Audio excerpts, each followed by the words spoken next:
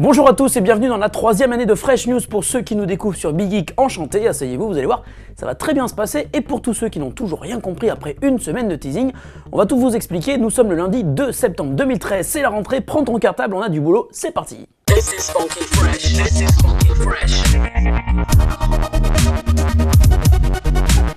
This is funky fresh. This is funky fresh. C'est le 4 septembre que Samsung dévoilera la Galaxy Gear, sa première montre connectée tournant sous Android. Le Coréen a réussi à bien garder le secret sur cette montre qui sera capable de se connecter avec votre smartphone, mais hier soir, le site américain VentureBeat a présenté ce qu'il croit être la montre de Samsung au travers de plusieurs clichés.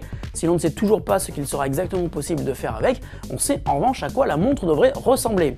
Si ces photos dévoilent le vrai modèle final de Galaxy Gear, cette dernière risque de ne pas passer inaperçue et surtout pour sa taille. En effet, la Gear possédera un écran carré de 3 pouces, ce qui est encore la taille de nombreux smartphones d'entrée de gamme. De ce fait, la montre est imposante et risque de ne pas être adaptée à tous et surtout pas aux femmes. Gardons tout de même à l'esprit que cette photo représente peut-être un prototype et on espère vivement que la version finale soit un peu plus discrète. Nous serons fixés dans 2 jours à Berlin lorsque Samsung dévoilera officiellement la Galaxy Gear. Alors que l'édition 2013 de l'IFA ne démarre donc que dans quelques jours, le sud-coréen LG n'a pas réussi à résister et a dévoilé ce week-end l'une de ses grandes nouveautés de rentrée, la tablette G-Pad qui chasse clairement sur les terres de l'iPad mini. La tablette LG est dotée d'un écran Full HD de 8,3 pouces et d'un processeur quadruple cœur Snapdragon 600 tournant à 1,7 GHz. Elle possède 2 appareils photo dont le principal propose une résolution de 5 mégapixels et enfin elle offre 16 Go de stockage interne. Côté logiciel, elle tourne sous Android Jelly Bean 4.22 et bénéficiera d'une surcouche logicielle maison. Comme sur le G2, smartphone amiral de la marque, la G-Pad proposera également des applis spécifiquement conçues pour les androphones LG comme QPR qui permet de prendre un appel sur sa tablette en laissant votre smartphone dans votre poche. La G-Pad devrait être disponible avant la fin de l'année pour un prix pas encore communiqué. Cette annonce d'une tablette Full HD de LG arrive à un moment où l'on se demande si Apple sortira ou non son iPad mini Retina. C'est donc très malin et on devrait pouvoir essayer la G-Pad cette semaine à Berlin puisque nous serons sur place pour l'IFA 2013. Si vous êtes un mobinote ultra connecté, vous ne pouvez pas ne pas connaître Foursquare et si vous êtes comme moi, vous êtes sûrement tout le temps en train de faire des check-in pour signaler votre présence partout où vous mettez les pieds.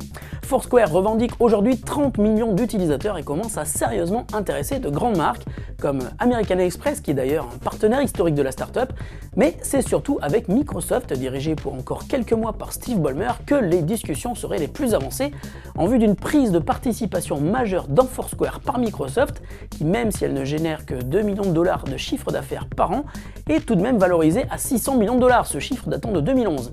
Après avoir été une simple plateforme de géolocalisation en apportant une dimension de gaming grâce à la collecte de points, Foursquare s'est petit à petit tourné vers la recommandation, ce qui semble lui réussir.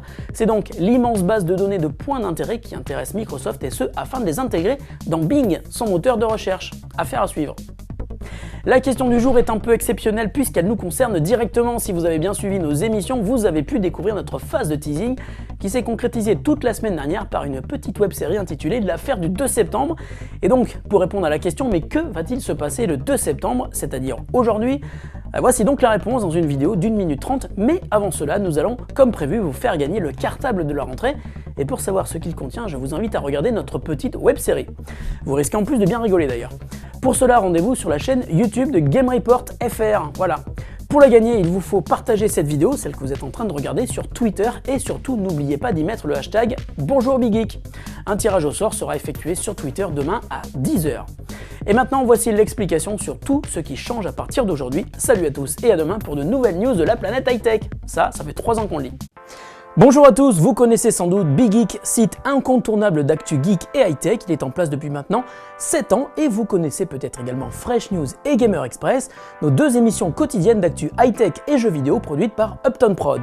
Big Geek et Upton Prod ont décidé de s'associer pour apporter une nouvelle rubrique majeure au site de Big Geek Vidéo, une plateforme vidéo 100% dédiée à l'actu high-tech et jeux vidéo. J'aurai le plaisir d'être le rédacteur en chef de Big Geek Vidéo qui vous proposera dès le lancement 12 émissions par semaine, rien que ça. Dans la thématique high-tech, Fresh News, le JT quotidien de l'actu high-tech concentré en 3 minutes. La vraie vie high-tech, une émission hebdomadaire où nous allons tester des produits comme dans la vraie vie. Dans la thématique jeux vidéo, Gamer Express, le JT quotidien de l'actu du jeu vidéo en 3 minutes. Et Game Report, une émission hebdomadaire où nous allons nous asseoir sur notre canapé tout neuf et tout moelleux et où nous allons tester des jeux vidéo et vous faire partager nos impressions. Au-delà de ces premières émissions, de nouveaux concepts seront développés dans les prochains mois autour de la thématique geek ou de la pop culture de manière plus générale. De plus, nous lançons dès le mois de septembre Big Geek Report, qui vous proposera des reportages tournés lors d'événements et de salons dans le monde entier. Si vous aviez l'habitude de suivre nos émissions sur leurs sites web respectifs, vous pourrez désormais les retrouver sur le tout nouveau site biggeek.fr/vidéo. A très bientôt et n'oubliez pas, on se retrouve sur Big Geek Vidéo.